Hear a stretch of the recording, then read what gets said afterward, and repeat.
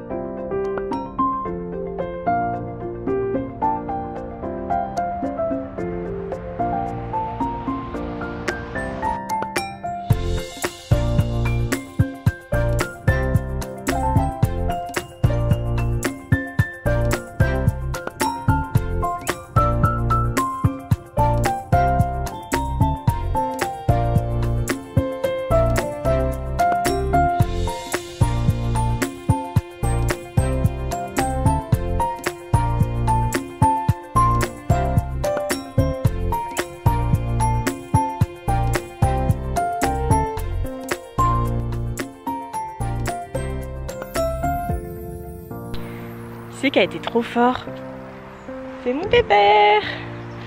Bon du coup ça s'est plutôt bien passé, je suis super contente. Quand il y va, il n'y a aucun problème là-dessus. Et puis il a bien mécanisé, entre parenthèses à la fin parce que c'est un grand mot à cet âge là. C'est que la deuxième fois qu'il découvre les barres, la première fois c'était vraiment juste une barre au sol plus une barre surélevée, donc une fois sur 3 il sautait quoi, les 2 autres fois il sautait pas, il marchait quoi. Et donc je suis super contente, il était vraiment mimi.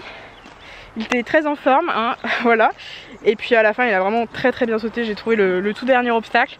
Et puis bon bah là de toute façon on va le laisser tranquille, il va pas sauter avant ses 3 ans, enfin avant l'année prochaine quoi, avant qu'il ait 3 ans révolus. Je pense qu'on fera sauter un petit peu pour le débourrage et puis enfin de toute façon on verra ça que l'année prochaine de toute façon. Quand il aura un peu plus de 3 ans. Donc voilà, je suis grave contente. Il a été super mignon. Donc là ce que je vais faire c'est qu'on va aller nourrir les poneys. Je vais m'en occuper tranquillou et voilà.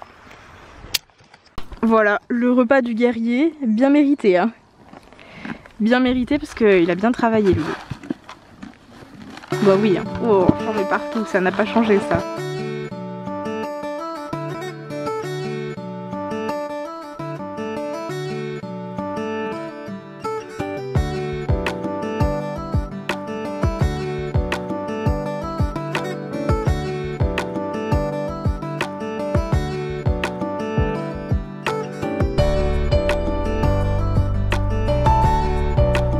Regardez qui va là.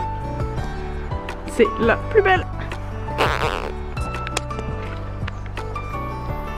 Ah! Ah! Coucou? Coucou? Une gratouille? Ah oui. Bon allez, à demain. À demain pépère. C'est fort, mon pépère. Bah, comme vous pouvez le voir, Sapristi elle va très bien, elle est bien ronde. Je pense que ça se voit sur, oui, ça se voit sur la vidéo, elle est referrée des antérieurs encore pour 2-3 semaines au moment où je tourne la vidéo. Je vais tout vous expliquer, après vous faire un petit bilan pour tout simplement pour tous ceux qui ne suivent pas sur Insta ou qui n'ont pas Instagram, etc. Je vais vous faire un petit bilan juste après. Je vais rentrer à la maison et je vous explique tout ça. Bon alors du coup comme prévu je vous fais un petit bilan un petit peu des derniers mois qui sont passés là, étant donné que j'étais complètement absente de YouTube. La principale raison, comme je vous le disais dans le début de vidéo, c'est que malheureusement j'ai pas vraiment le temps de publier sur YouTube. J'ai vraiment beaucoup de boulot. Je pars de chez moi, il est 6h30 en ce moment, je rentre, il est genre 19h, 19h30, 20h. Ça c'est les jours où je rentre, voilà, malheureusement. Et ça c'est du lundi au vendredi, et je vous avoue que le samedi j'ai pas forcément envie de passer du temps à tourner une vidéo, à la monter, etc. pour faire du travail bâclé, parce que j'ai pas envie, encore une fois. Je suis assez fatiguée, voilà, puis j'ai l'auto-entreprise à gérer en parallèle, donc c'est beaucoup de boulot.